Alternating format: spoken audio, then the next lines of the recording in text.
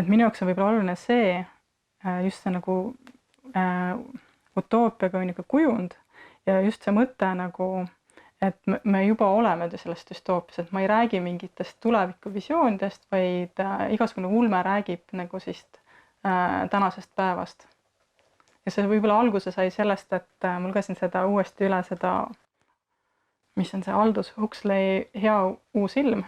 Ja seal on see esimene tsitaat Berdjajevilt, kus ta nagu räägib sellest, et küsimus ei ole selles, et kas need utoopiad või on võimalikud, vaid kuidas neid vältida.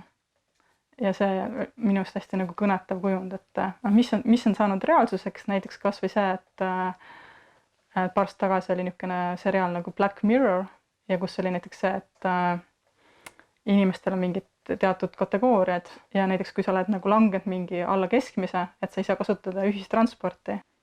Ja niisugune asi on Hiinas osades kohtadest nagu täielik nagu reaalsus.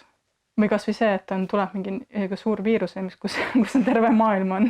Et mulle meeldib see mõte, paljud on sellest palju nagu paremini kirjutanud, et mulle väga meeldis see Jaak Tombergi artikkel Ärkamine düstoopiasse. Tema kirjutab ka sellest, et kuidas see idee ei ole enam selles mõttes relevantne, et see on juba nagu tänapäev.